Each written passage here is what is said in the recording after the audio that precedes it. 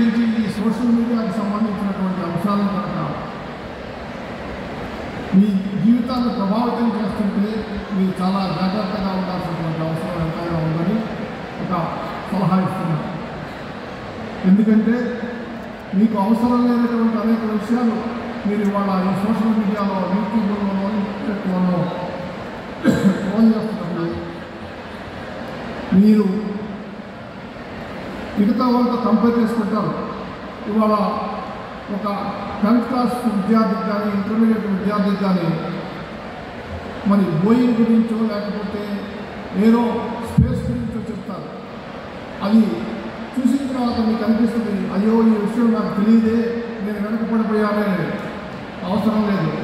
మీరు ప్రతి విషయాన్ని కూడా మాస్టర్ చేయాల్సినటువంటి అవసరం లేదు.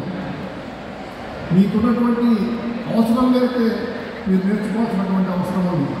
ఏదైనా సరే ఫండమెంటల్స్ అనేటటువంటి కనుక మీరు నేర్చుకుంటే మీకు ఆటోమేటిక్గా మీరు జీవితంలో మరి పయనిస్తారు, అభివృద్ధి చెందుతారనేటటువంటి విషయాన్ని గుర్తుపెట్టుకోండి.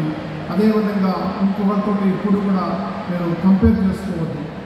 ప్రతి వ్యక్తి కూడా వాడి వ్యక్తిత్వం, వాడి యొక్క మేధస్సు, వాడి యొక్క తెలివితేటలు వేరే వ్యక్తితోటి సరిగ్గా ఉండవు. ఆ కంపారిజన్ అనేటటువంటి అవసరం లేదనేటటువంటి విషయాన్ని మీరు గుర్తు చేసుకోండి. నేను ఒక గ్రామాల ప్రాంతం నుంచి వచ్చాను, ఒక రైతు కుటుంబం నుంచి వచ్చాను. మా కుటుంబంలో నేను 2వ గ్రాడ్యుయేట్ని, మా అక్క తర్వాత నేను. బహుశా మా ఊరు మా ప్రాంతంలో కూడా బహుశా నేనే మొదట న్యాయవాదిని అనుకుంటాను. మేము చదువుకున్నటువంటి రోజుల్లో ఇన్ని సౌకర్యాలు లేకపోయినప్పటికీ కూడా మీలాగా ఒక క్రమశిక్షణతో ఒక ప్రణాళికతో చదువుకోకపోయినా కూడా మరి కష్టపడితే మనం విజయం సాధించవచ్చు అనేటటువంటి ఒక సూత్రంతో మరి నేను ఇవాళ న్యాయవాది, తర్వాత జడ్జి, తర్వాత చీఫ్ జస్టిస్ ఆఫ్ ఇండియా అయ్యాను.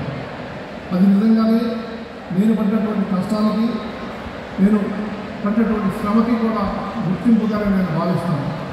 మరి మీరు కూడా ఒక గమ్యం, ఒక ఆలోచన అనేటటువంటిది పెట్టుకొని ఇవాళ ఉన్నటువంటి టెక్నాలజీతో మీరు చక్కగా ఒక నిర్దిష్ట ప్రణాళిక ప్రకారం మీరు అభివృద్ధి చెందొచ్చని చెప్పేసి నేను అంటున్నాను.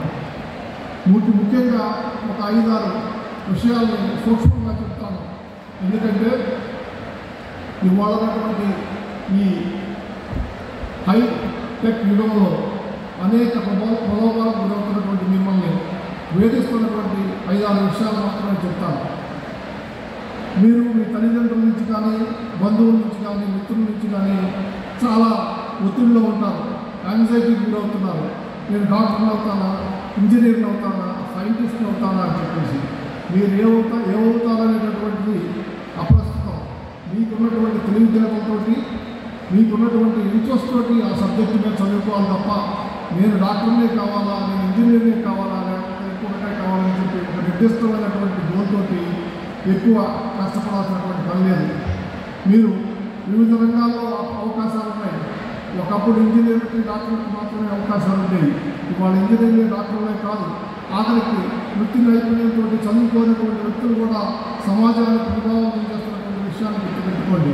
అందుకనే మీకు నచ్చిన రంగాన్ని, మీకు ఇష్టమైనటువంటి చదువుని, మీకు ఇష్టమైనటువంటి వ్యాపకాన్ని చేయడం ద్వారా మీరు ఈ యాంగ్జైటీ నుంచి, ఈ ప్రెజర్స్ నుంచి బయటపడతారని చెప్పేసి మీకు సలహా ఇస్తున్నాను. ఇంకొకటి, సోషల్ మీడియాలో అనవసరమైనటువంటి విషయాలు చూసి మీరు ఆందోళన చెందటం, అదేవిధంగా ఒక రకమైనటువంటి ఇల్యూజనరీ వరల్డ్లో, అంటే ఒక రకమైనటువంటి భావజాలమైనటువంటి ప్రపంచంలో జీవించాలని చెప్పేసి అనుకోవడం అనేటటువంటిది కరెక్ట్ కాదు.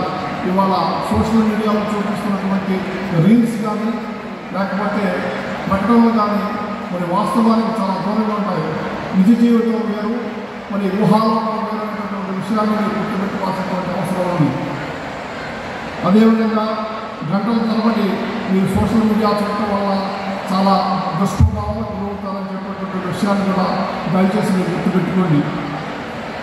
ఇంకొకటి, అన్ఫార్చునేట్గా ఇవాళ మరి ఎక్కువ మంది, ఎక్కువ స్కూల్లో మరి మీకు మోరల్ సైన్సెస్ అనేటటువంటి కానీ, భాష కానీ, సంస్కృతి గురించి కానీ, మన ఆహార అలవాట్ల గురించి కానీ చెప్పేటటువంటి పరిస్థితి లేదు.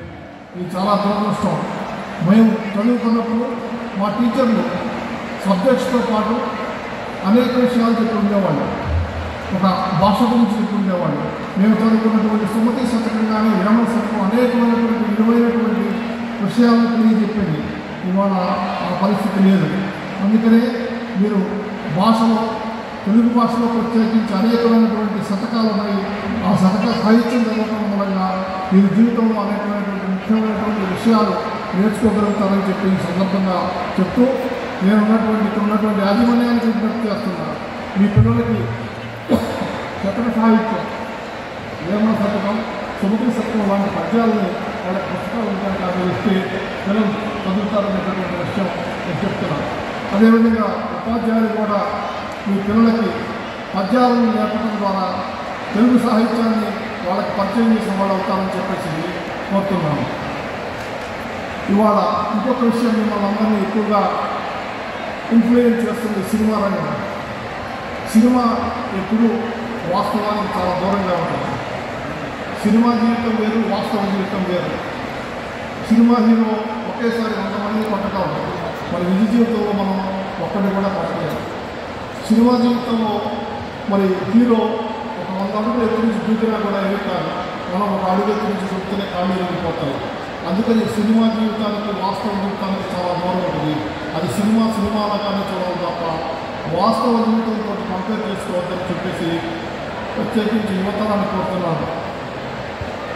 అంతేకాదు ఇవాళ మీ మధ్య అంతరాలు పెరిగిపోతున్నాయి. మన భారతదేశంలో ప్రత్యేకించి urban and rural, poor and rich అనేటటువంటి అంతరాలు పెరిగిపోతున్నాయి.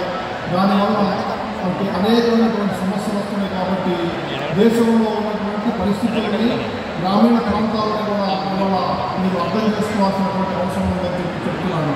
ప్రత్యేకించి టీచర్స్ పిల్లలకి గ్రామీణ ప్రాంతం గురించి చెప్పాలా, అదేవిధంగా సమాజంలో ఉన్నటువంటి సమస్యల గురించి చెప్పాలా. అప్పుడే వాళ్ళకి దేశం పట్ల, సమాజం పట్ల ఒక అవగాహన అనేటటువంటి విషయాన్ని చెప్తున్నారు.